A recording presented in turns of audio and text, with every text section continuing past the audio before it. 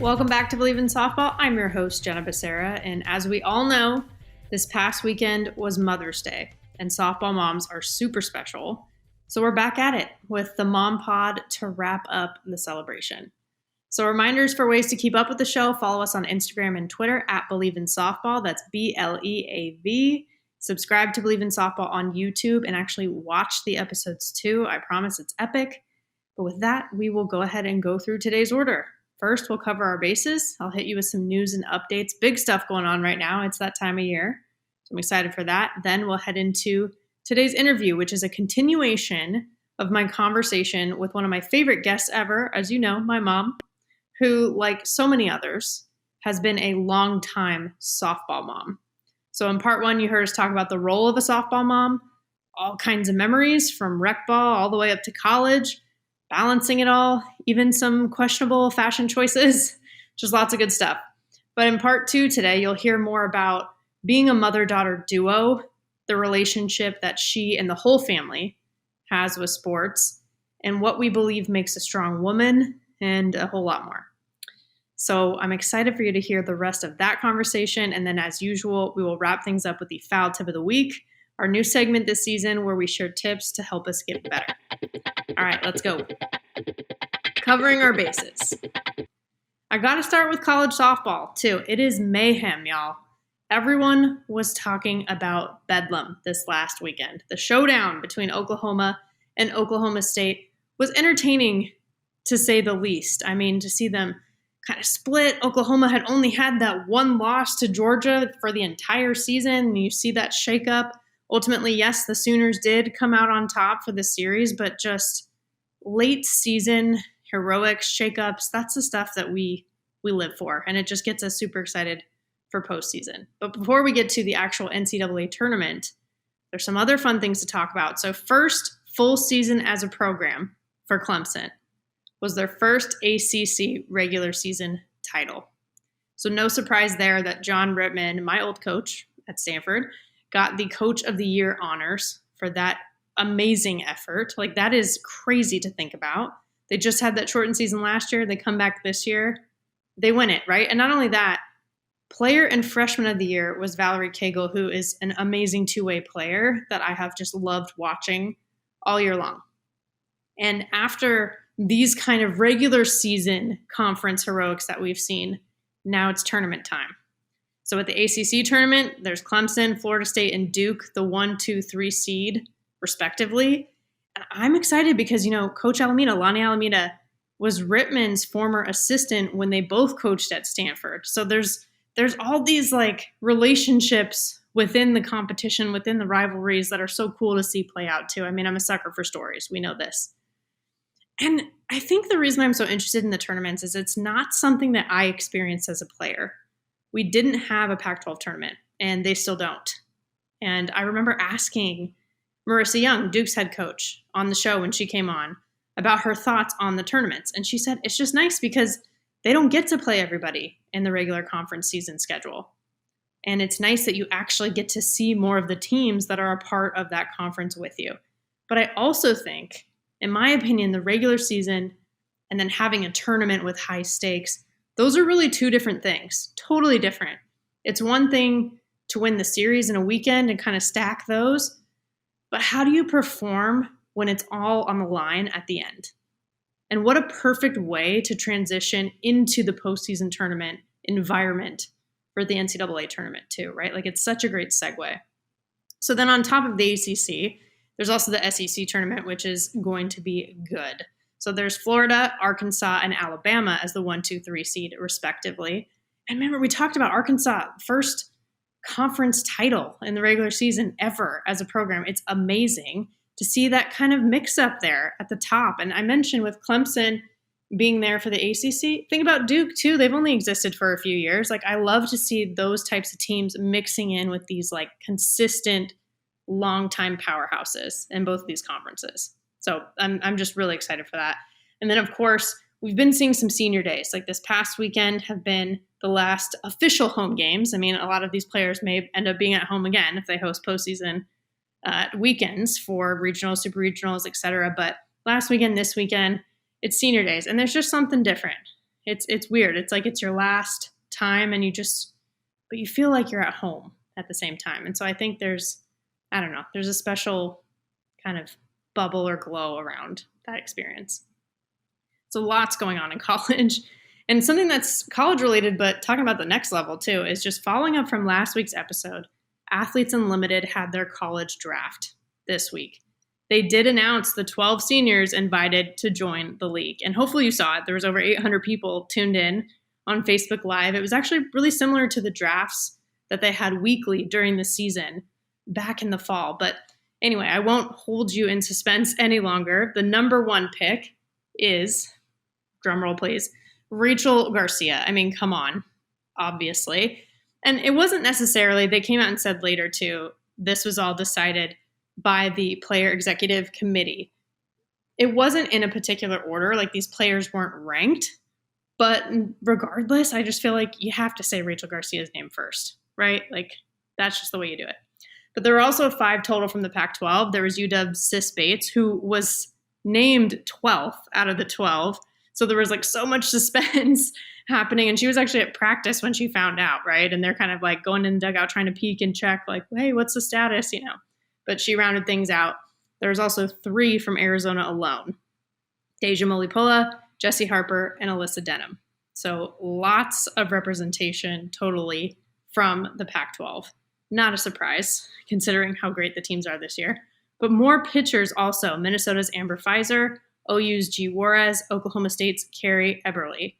They need it, right? Like more Big 12 players also. Texas, Shannon Rhodes, Iowa State's Sammy Williams. And then, of course, Aaliyah Andrews repping the SEC from LSU. We got AJ last season. Now we got Aaliyah, but it's all Air Andrews in the end.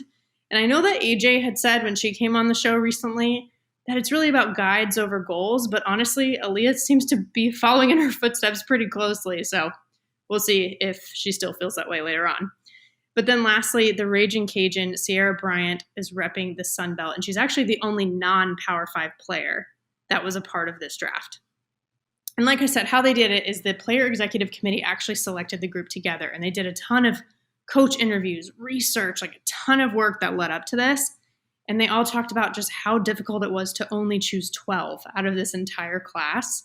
They're just super talented, but also it's just a larger volume of people because of COVID and eligibility and people coming back. There's just so much going on.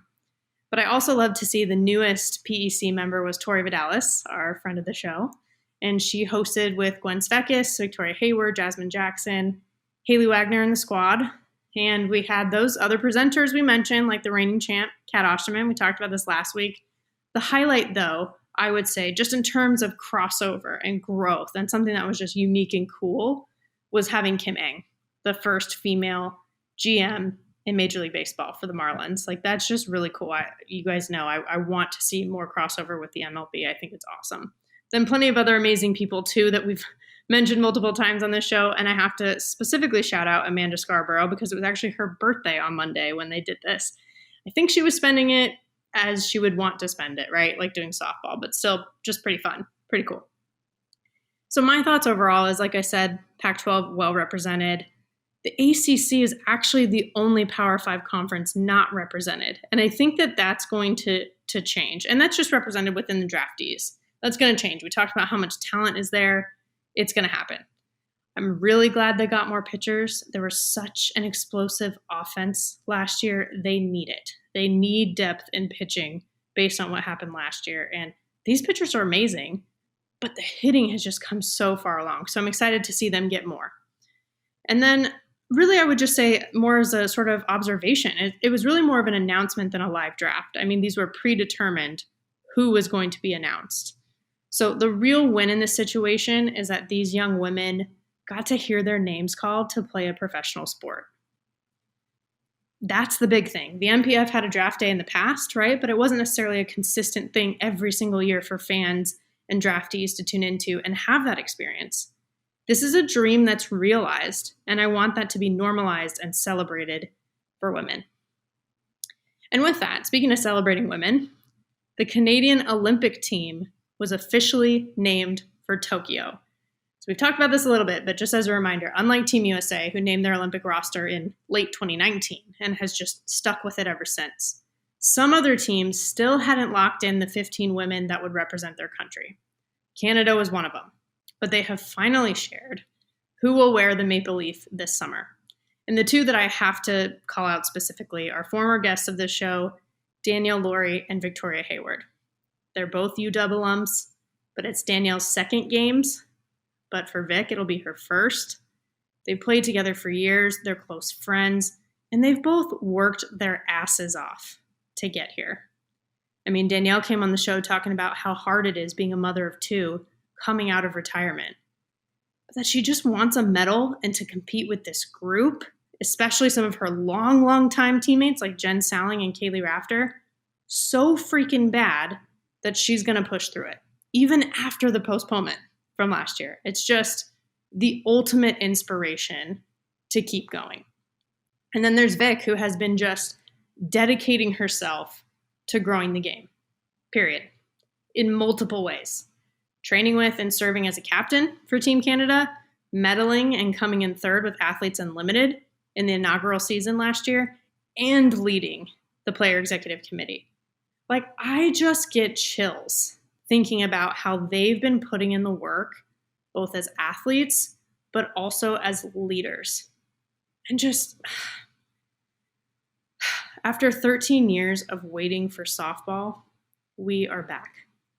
And we will be represented by amazing, strong women.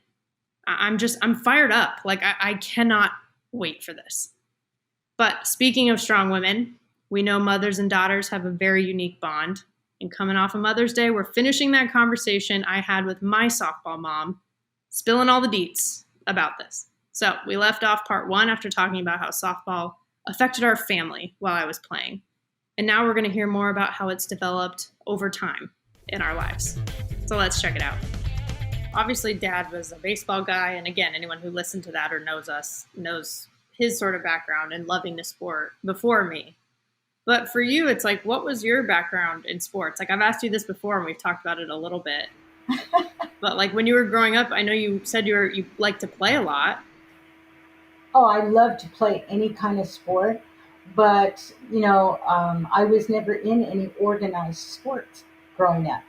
I remember when I told you we played baseball at the end of the cul-de-sac and I broke a window, and my parents marched me over to the house and had me apologize and swear up and down I used my allowance to pay to replace the window. Um, I loved all sports. Even in high school, my senior year, it was like I took like two PE classes just so I could play more sports. Um, and I had two brothers, so that made me love sports as well. Um, and I'm probably one of not a whole lot of women that actually really loves football. I love football. I love to watch it. College football in a stadium, there's nothing like it to me. There's nothing like it. So I really enjoy that. Yeah. But it didn't really come from playing organized sports. I just liked being outside and in the sun and just running Yeah. around. And so, But you did have that basketball trophy. I've seen it. yes, yes, it was a free throw contest. Yeah, I won locally and then went to a regional hoop shoot, if you will. And that's so far back that they didn't even have little girl trophies. I mean, it was a boy basketball player on my trophy. Yeah. They didn't even do girls. But that comes from being outside with my brothers and playing over the garage, and Yeah. practicing and okay, I'll try it, and it's fun. I just think sports are a lot of fun, and the fact that we now have Title IX and women can play a sport and also get a college education out of it. Wow, there's nothing better, just nothing better that they have these opportunities. And you realize how important that is, especially like when softball was not in the Olympics for quite a while. Yeah. Um, you got to have something else to shoot for. But if you can play a sport that you love and also get a college education, that's like a why not? I think it is. So Yeah. Well, obviously, I agree. But that's the thing is, it changed my life, which then also changed your life and Dad's life, like you were yes, saying, and even our extended family, my grandparents. Grandpa has like a shrine of all of my softball stuff from Stanford, in his room at the Veterans Home. Like it became a really big part of everyone's lives, and my cousins and I bonding over it. I have with Ryan, one of my cousins, going being a all American wrestler in college, Steven playing football in college. Like most people don't realize, because I didn't really talk about this much, or it didn't even register with me till recent years. But the fact that we, all my cousins and I, are first generation college graduates, as well as student athletes, first yeah, generation. And I always, now looking back at it, think it's really, really cool how the support that you and Dad gave me, that my aunts and uncles all gave to them, to Ryan and Steven, to be able to be the first in right. our families to do that. It's pretty cool because it was new for all of us, not just me, but for you and Dad. Everything was completely new. Oh yeah, your father and I both did a little bit of college, but we never went away. We did junior college. We never went away to a university like you did. So it was all new to us, how it works, what it's going to be like, all of that. And like you said, you have several cousins that have went to various Pac-12 schools. And you're right. I believe just about every one of them, first generation. Yeah, Yeah. yeah, pretty Well, cool. and I always think it's cool looking at our family too on both sides, your side and Dad's side. It's like there was like some high school, not everyone graduated in terms of my grandparents. Then you Right. and Dad graduated high school and did some college. And then I finished college and went to grad school, right? So it's kind of cool because as parents, I'm told, and I imagine someday, like this is how I'd feel, but you just want a little bit more, a little bit better for the next generation, like for your kids. And it's sort of cool because our family has done that. Yes, yes. Yeah, most parents do. They want their kids to have it better than they had it, no matter what that level was. Just they want it to be better for them. And there, in our family, it has gotten better for you and your cousins, and um, but our family also is a lot like your dad and I, where it's a family effort, to Yeah. do it at a higher level like that. When you get into playing travel ball and all that, even before college, it's a family commitment. Everybody has their role, everybody knows what their role is and how they're contributing, and you just do it all together. It does take a village. It takes a village. Yeah, it does. And I don't know how aware you were of softball specifically before me. Like you liked sports, but I don't know how top of mind softball was for you. But now, what do you think of softball? Like, I not don't. just because of me. I love softball. One of the things that I like the best about it is the pace of the game. It's a lot faster than baseball, so I really like that. I love the fact that girls can do in that sport everything boys can do. You know, all the way down to I remember when you were little and your dad was coaching and when he was teaching girls how to slide in the dirt. And you think of a little girl all clean and dainty and all. Girls love to slide in the dirt. They love it. They absolutely love it. And they can slide just as well and be safe just as much as any baseball player. Um, I played softball, for fun. And no, I never did think too much about softball with you. Um, I remember when I signed you up to play, I actually signed you up to play on a baseball team, boys and girls. I didn't even know there was softball out there for little girls. And my friend told me, no, no, no, you signed her up in the wrong league. You need to take her over to this league, and sign her up. And so we did. And your dad's biggest challenge, he is a baseball guy. And so he was able to teach you the fundamentals of the sport, which between the two are very similar. But pitching, he knew nothing about the windmill, underhanded, fast pitch, because he was a pitcher in baseball. So that was totally different. But he taught himself so he could teach you. Yeah. Um, and we just rolled with it. And that's my recommendation to all parents is let your kid try a bunch of different sports and just see what one they really fall for, what one they really, really like. And you don't have to do it 24/7. Just support it. Just support it and encourage it if it's what they really, really like. And I think kids can go really far. Yeah. Well, the thing is, we keep talking about dad obviously coaching me because he was so involved in the actual game play. But it's known in our family that you can have some effect on gameplay too with your voodoo. I knew you were going to bring up my voodoo. A lot of So, people, including your boyfriend, took a while to come around to my voodoo. Okay. Um, it's just the ultimate fan that believes that they can will a team to win.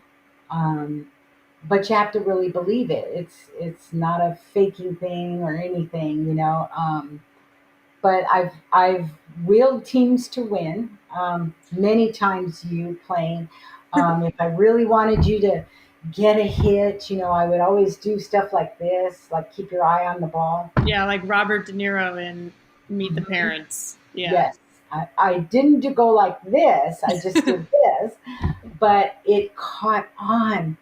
It got to where other parents, if their daughter was struggling hitting, they would start doing this, or they would tell me, Marie, can you do this when Eyes. your daughter comes up to bat? And Yeah. I had another certain little thing that I did with you when you pitched, as far as hitting your spots, and it was just willing it.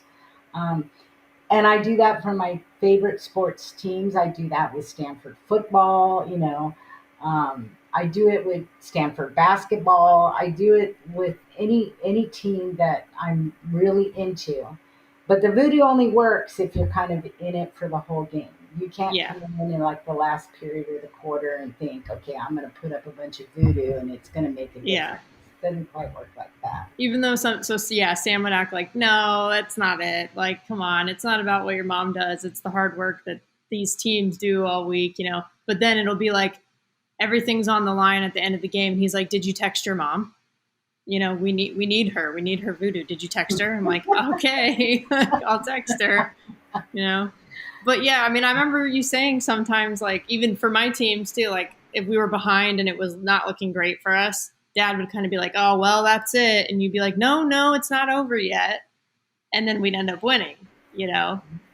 So it's also optimism. Yes, a true fan is a fan all the way to the end and believes there could be a comeback no matter. I mean, not if you're like in softball, if you're down by 10 runs, no, voodoo's not going to make 10 runs appear. Yeah. Well, But in a close game or where you have an opportunity to come back, the believing and the fans and all that, it plays a part too. I think if the players believe they can do it and the fans believe they can do it, well, you know, it yeah. should be able to be done. Well, but that kind of mindset to me is what makes like a strong person, not just a strong woman, but a strong person. Like it sounds silly because we're talking about voodoo, but like in life though, and you're like, you have to keep believing and that sort of thing. And I've told you many times that when I think of strength, I think of you. You were a working mom my whole life. And I've met a lot of stay at home moms that are incredibly amazing and have given just as much value, to their daughters and their kids. But that's just so happened to be the type of thing that I wanted to pursue a career later in life. And so getting to see you doing that, having a family, all of that stuff, and just the resilience with everything that you've been through in your life and that we've been through together.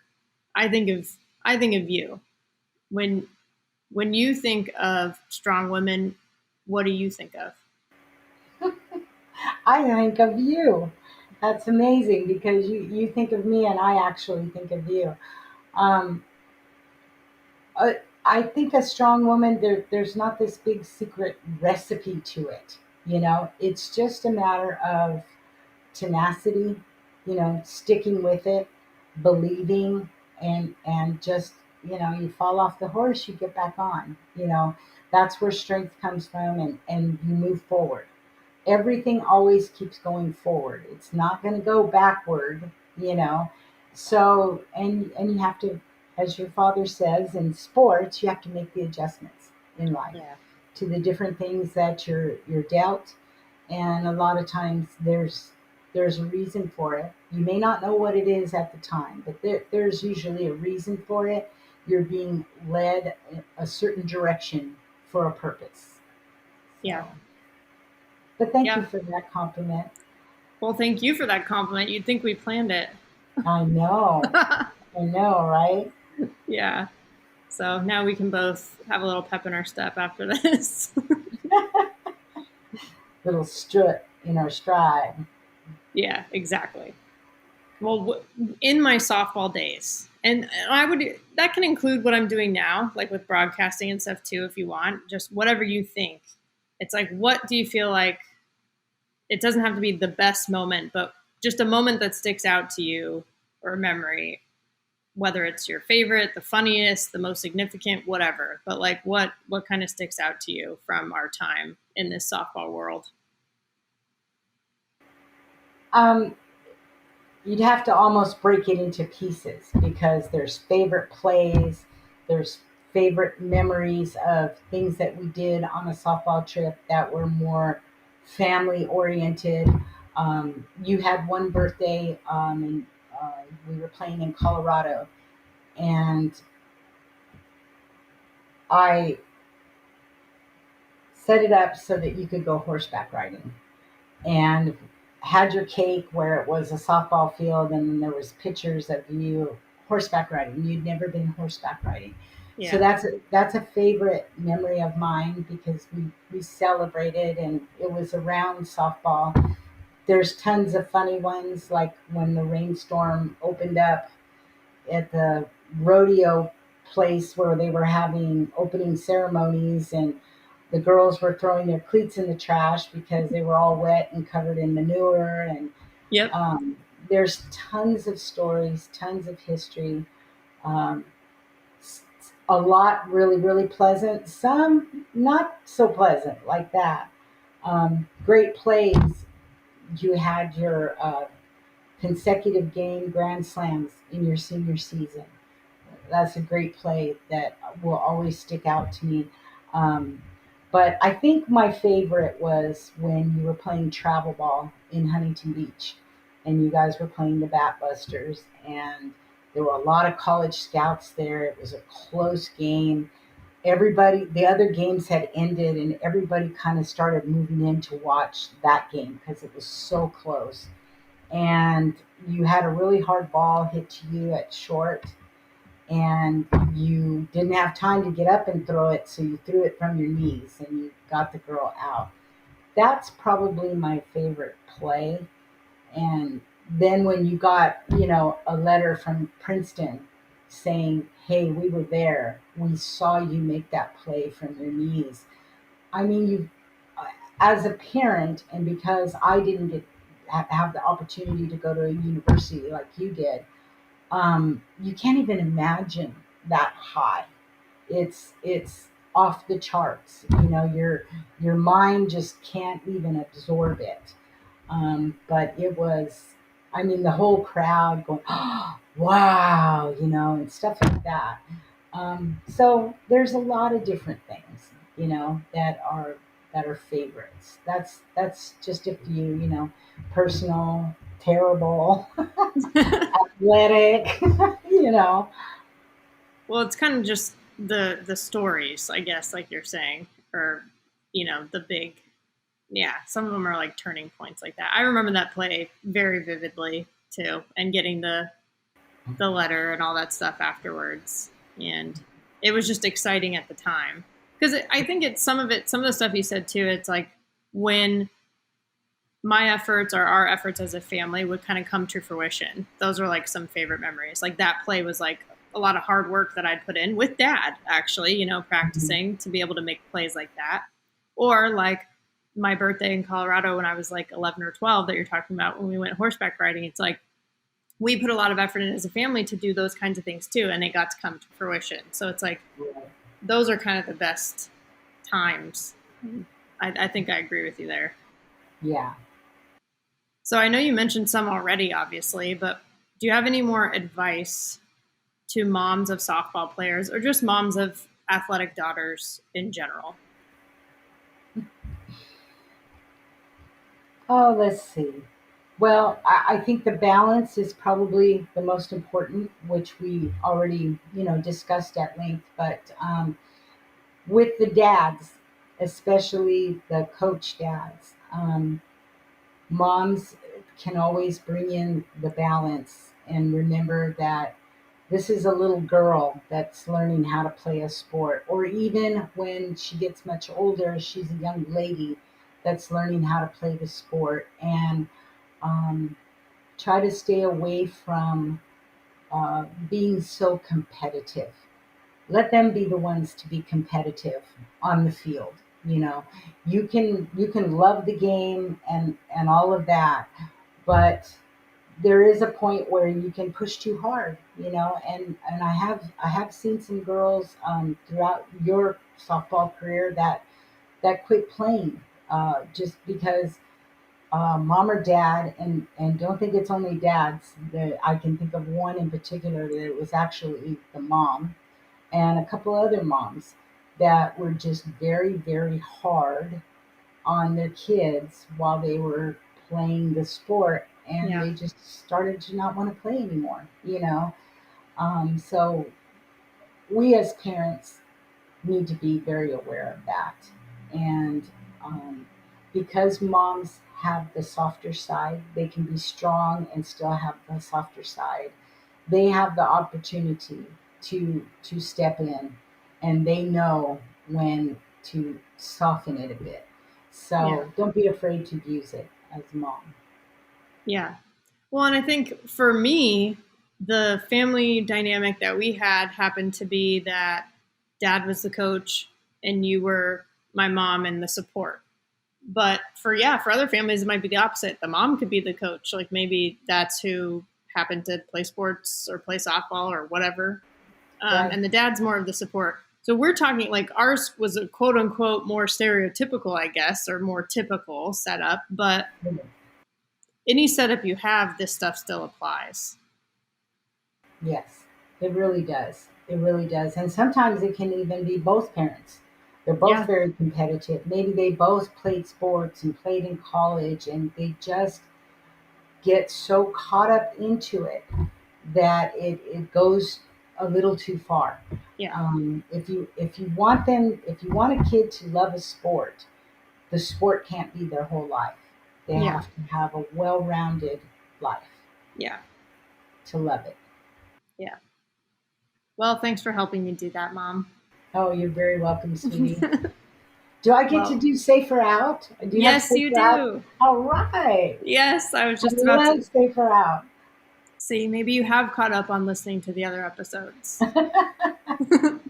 So, yep, it's time for Safer Out. You know the rules.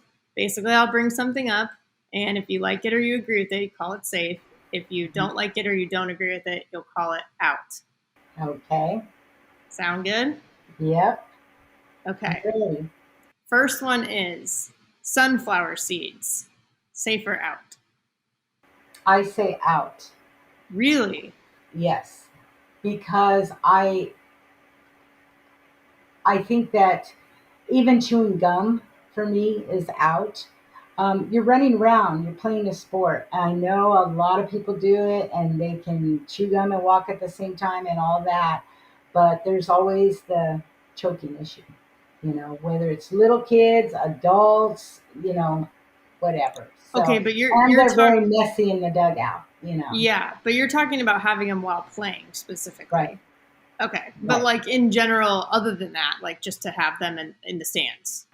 Oh, sunflower seeds are great. Just Yeah, don't throw all your shells on the ground. Have yeah. something to put them in. Well, that's why we weren't allowed to do stuff like that, like in college, mainly because of the mess. Hmm. But also, yeah, I think to focus, like you're saying too. But yeah, okay, all right. Well, that was the first one.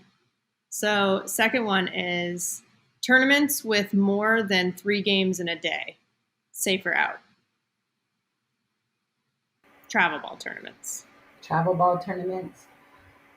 Um, I would say out. Okay. I do think that 4 or 5 games in a day is excessive, especially if you're doing it in some place like Palm Springs, where it's incredibly hot. Which we've Why they done. don't play the games at night, because I guess they don't want to pay for the lights, but it would be so much easier on the kids that are playing, and they're kids at that point. But yeah, it's an awful lot, Yeah. and it's not necessary. I really don't think it's necessary. Yeah. So Yeah, I think I agree. Especially when after playing college where you don't play more than 2 in a day and then turning around and playing women's summer ball in my summers during college. And then we did play like multiple in a day. We were all so sore because these were other like college players too. And even some people who had already finished college. So yes, I think I agree with you. I'm out on it. yeah, Okay, well, Mama, last one is bat flips. Safe or out? I say out. Really? Okay. Yeah. Um, Bat flips are arrogant, I think. It's also a bit insulting to a pitcher. And because you pitched quite a bit in your younger years, it's unnecessary. It's unnecessary. Um, are they entertaining? Sure. Sure. They're very entertaining and people love to talk about them and all that, but Yeah. not necessary. You liked the like teammates celebrating at home plate though, Oh, right? yes. Oh, Yeah. yes, definitely. A Yeah. celebration doesn't have the arrogance that a bat flip does. You could argue that a bat flip is a celebration, but I think what you mean is like celebrating with your teammates is a little Yes, different than by yes, yourself. Yeah. yes. Okay. Or, That's or fair. celebrating when you win the game or something like that. But you can do that bat flip, and the next time you come up to bat, that pitcher strikes you out. Yeah. So it's like, you know, Or hits you somewhat. But something that happens too.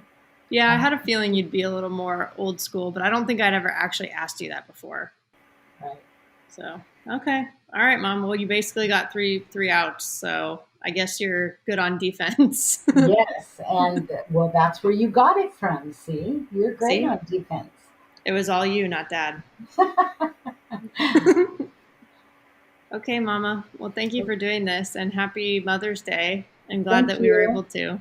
Thank you. And thank you for having me on, sweetie. And keep doing what you do. Not too many people do it, and people like it.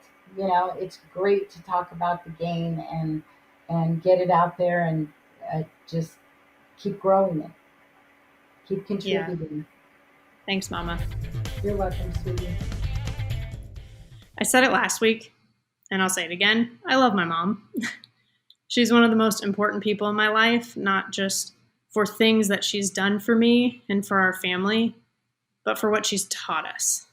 And she just makes it fun. I mean, learning and having fun is one of the best combinations there is. And I hope that's what this podcast provides. That's the goal at the end of the day. So, with that, let's transition to the foul tip of the week. This week's foul tip is about embracing the moment, or more specifically, not giving the moment away. With postseason, college softball coming up, and the Olympics coming up, it just got me thinking, like, these are some of the biggest moments that these players may ever have in their careers. And when there's pressure like that, it's so easy to get anxious and start overthinking. Wow, this pitcher's one of the best in the country. Or that team went to the World Series last year. They're going to be hard to beat. Or as girls even saying, what if this is the only shot I have to impress this college scout? When we think those kind of things, we are actually losing the moment. Not only that, but we're giving it away. We're giving it away to our anxiety, to our haters, and really like to our competition. Something that's helped me feel a bit more grounded in those situations is reminding myself that this is the same thing that I've been doing this whole time. It's the same 60 feet from home plate to first base, whether you're playing on a high school field or in Oklahoma City at the Women's College World Series or in Tokyo for the Olympics this summer. The game stays the same. And if the game is the same, why would you change now? Of course, you make the adjustments you've been working on, right? Like, absolutely. But once you're on that big stage, why would you abandon what got you there? Even in my life now, I'm calling a big series on Pac-12 Network this weekend. It's Washington at Stanford. Super excited about it. And I'm doing it alongside an absolute veteran and a pioneer in Kate Scott. It's easy to get a little high strung, wanting to do a good job and make the most of the opportunity. I love broadcasting.